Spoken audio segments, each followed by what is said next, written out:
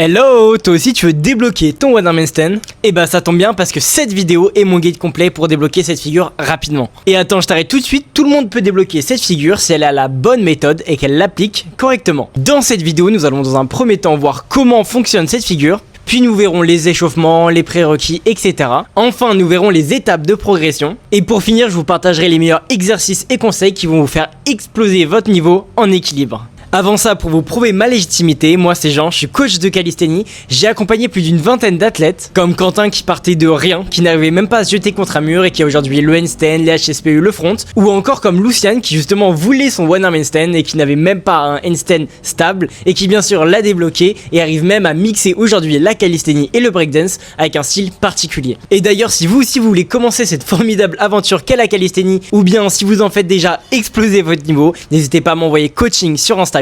Et sur ce, assez parlé, on commence tout de suite avec la vidéo. Alors pour la théorie, qu'est-ce que le One Arm Handstand? Il faut savoir que c'est une figure où on va chercher à mettre tout son poids de corps sur uniquement un bras, une épaule, un poignet, une main et tenir en total équilibre dans un premier temps en straddle, puis si vous êtes prêt à relever le défi avec les jambes collées en full. Avant qu'on attaque les étapes de progression, on va voir vraiment les règles essentielles à connaître avant de commencer cette figure. Tout d'abord au niveau du regard, cette fois-ci on va pas regarder entre les deux mains, mais on va vraiment regarder vers l'intérieur de la main qui est en appui. Le but va vraiment être de pousser le sol avec une réelle intensité qui te permet de porter tout ton poids.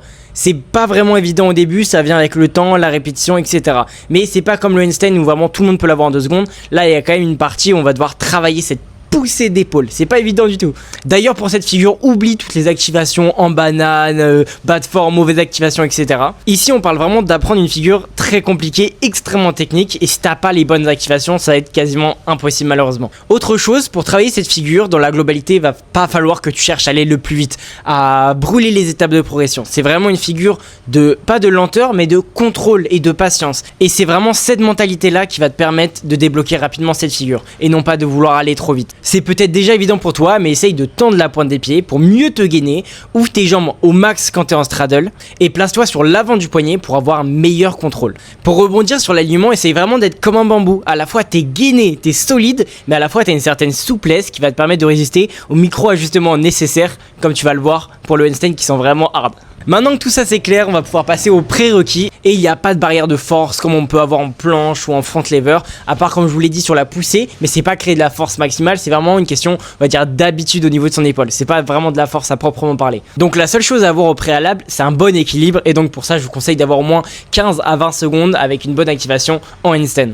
Maintenant on va voir les grosses erreurs que tu peux faire en one arm handstand et que tu dois vraiment éviter. Tout d'abord tu le verras dans les étapes de progression par la suite, il faudra jamais jeter son bras, ça c'est vraiment l'erreur N1 de tous les débutants. Ils vont vraiment chercher à se précipiter dans la position de one arm et en réalité quand on fait ça c'est qu'on n'a rien compris à cette figure. Une autre erreur qui est assez similaire de la première, c'est de vouloir éviter le transfert de poids. Mais en réalité si tu sautes cette étape, tu vas pas renforcer les fondamentaux qui sont en réalité les réels moyens de progresser en one arm handstand et du coup ça va être vraiment contre-productif, même si dans l'intention c'est qu'on va aller directement au but, mais encore une fois comme vous l'avez vu c'est une erreur. Et la dernière erreur que je vois un peu partout, mais c'est terrifiant de voir ça, c'est vraiment le pire truc à faire, c'est de céder d'un mur pour débloquer le one arm handstand. Ça ne sert vraiment à rien, vraiment c'est le pire truc, ne faites jamais ça, je vais même pas développer, ne faites jamais ça. Le dernier point qu'on va aborder, c'est est-ce qu'on le fait sur le sol ou sur des parallettes. Alors honnêtement, les parallettes sont beaucoup plus confortables pour les poignets. Et c'est franchement, en tout cas à mon avis, beaucoup plus facile. Mais pour ce tutoriel, on va rester au sol parce que, comme je vous l'ai dit, c'est globalement la même chose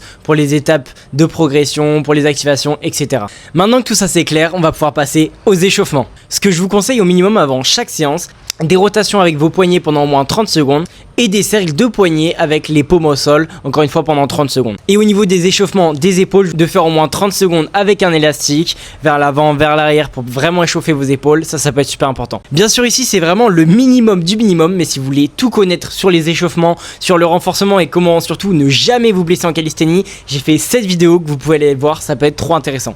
Ok, on en a maintenant fini avec la théorie, on va pouvoir passer à la pratique et au premier exercice pour aborder le one arm handstand. J'espère que vous êtes prêts, let's go. Alors la première étape c'est le décalage, c'est comprendre en fait comment fonctionne la figure. Bon, on revient un peu au truc du départ, mais là c'est vraiment le premier exercice qui va être du coup vraiment le transfert de poids. Ça c'est vraiment le truc le plus important. S'il y a un truc à garder, un fondamental, c'est ça, c'est vraiment la base de tout, même quand vous allez passer en full, etc. C'est ça la base, c'est le transfert de poids et comprendre comment on passe en one arm handstand en fait. Alors concrètement, une fois que tu es en handstand classique, tu regardes la main vers laquelle tu vas décaler. Du coup moi souvent je regarde dans le creux ici. Je vais pousser encore plus sur mon épaule. Du coup tout ça c'est vraiment pour le haut du corps. Et bien sûr quand on va pousser, si le bras est split, c'est que c'est très mauvais. Et si le bras en fait il part d'un côté ou de l'autre et s'il n'est pas vraiment perpendiculaire au sol, c'est vraiment qu'il y a un problème. Et après on a le bas du corps qui en fait doit se décaler en même temps que le haut. Lors du transfert de poids, ça doit être sur un même mouvement. Si jamais tout ça c'est encore trop dur pour toi, tu te mets simplement en handstand et tu vas faire des straddle, full straddle, pour vraiment essayer de créer des variations de poids et créer vraiment juste de la difficulté pour comprendre un peu comment ça bouge, se rattraper. Et une fois que tu arrives vraiment à se écarter, déplier, tu peux directement passer à transfert de poids droit, transfert de poids gauche, transfert de poids droit, sans passer sur les doigts. Une fois qu'on est à l'aise avec cet exercice, qu'on arrive à faire pas mal de répétitions vers la gauche, vers la droite, vers la gauche, vers la droite, on peut enfin commencer à se décaler et là, passer sur les doigts. Et mon conseil pour cet exercice, c'est pas faire un gros décalage avec sa main, c'est simplement de se placer sur ses doigts. Une fois que vous avez vraiment compris ce transfert de poids et que vous arrivez même à passer sur les doigts, je vous conseille de vraiment faire des répétitions. Je me mets en handstand, je me mets en straddle, je décale mon poids de corps, je passe sur les doigts, je reviens en handstand, je repasse sur les doigts et faire beaucoup d'enchaînements comme ça afin que ça devienne vraiment banal. Le but c'est de répéter le mouvement de transfert de poids le plus possible et aussi d'être longtemps dans cette position où on va avoir une épaule qui va être activée. Ça va renforcer justement cette capacité de pousser dont je vous parlais au début qui va être vraiment importante pour la suite.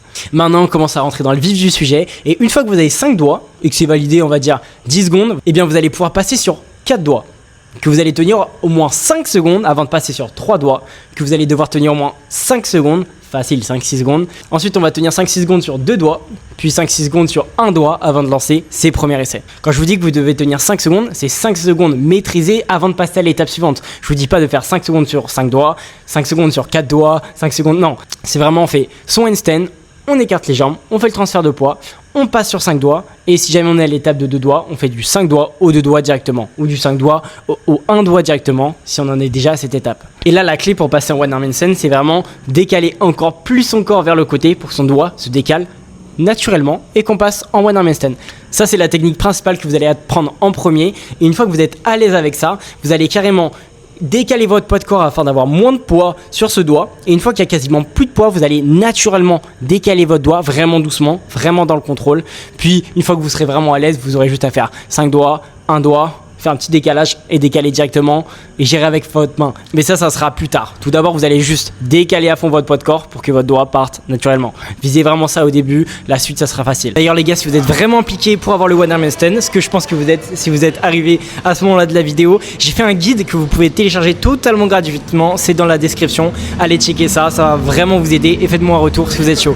Maintenant, un conseil extrêmement important, c'est comment travailler son one arm handstand. Parce que c'est bien d'avoir les étapes de progression, mais comment on les place dans sa séance, comment on les place dans nos journées, etc.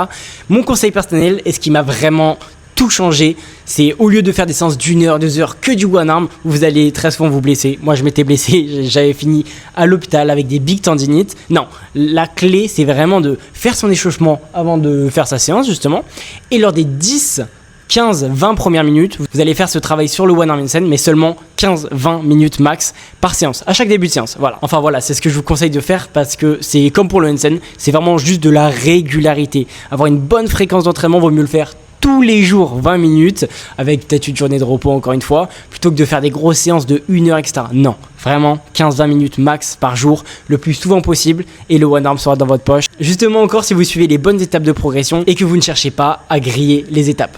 Et d'ailleurs pour expliquer un peu pourquoi on le fait que 15-20 minutes et en début d'entraînement, c'est parce que nerveusement en fait on a la tête froide et pour un exercice comme le one arm handstand on va pas juste lancer, non, on va essayer de conscientiser, de comprendre qu'est-ce qui se passe. Quand on va tomber on va se dire ah là pourquoi je suis tombé, vraiment on réfléchit, c'est une figure aussi d'intelligence. Et bien justement on va le passer en début de séance quand ton nerveux il est au maximum pour vraiment que tu puisses analyser, comprendre et justement c'est là que tu vas progresser le plus, c'est au début de ta séance quand tu es encore frais. Après bien sûr si vous préparez des compétitions, vous pouvez le faire à tout moment dans votre séance, vous pouvez le faire lors de combos, vous faites de la planche, du front, je sais pas, vous mettez des combos ou vous faites du one arm, mais ça c'est parce que on veut pouvoir les placer en compétition quand on sera déjà fatigué. Mais pour nous, enfin vous qui voulez apprendre le one arm handstand, faites juste 15-20 minutes en début de séance et cherchez pas à le placer toute votre séance. Enfin bref, pour conclure, 3 éléments clés, la patience, le contrôle et la prise de conscience. Vraiment, on conscientise quand on fait cette figure. C'est une figure où on est intelligent. Et bien sûr, par la suite, tu pourras faire des variations, par exemple en full, notamment en flag ou encore en diamant. Bien sûr, je vais pas vous le cacher, tout ça c'est un travail qui va être long et d'une grande complexité. Et c'est d'ailleurs là que j'interviens en tant que coach. Comme je vous l'ai dit, j'accompagne des élèves entre 3 à 6 mois, j'organise du présentiel, du distanciel, des séminaires, des vacances. Tout ça pour vraiment vous aider, vous les athlètes de calisthénie, à exploser votre niveau. Tout ça avec des visios, du présentiel, des séminaires. D'ailleurs le prochain à Barcelone, il reste encore des places, mais dépêchez-vous, ça va bientôt partir. C'est un métier que je fais par passion parce que ce sport il a changé ma vie, il a changé la confiance en moi, il m'a prouvé que j'étais capable de faire de grandes choses. Et je sais que vous-même, à votre échelle, c'est un sport qui peut vraiment vous aider et vous accompagner tout au long de votre vie. Alors n'hésitez plus et envoyez-moi coaching sur Instagram et on commence tout ça dès maintenant. Sur ce les amis, je vous laisse liker et vous abonner si vous avez kiffé la vidéo. Et sur ce, on se dit à plus tard. Allez, ciao!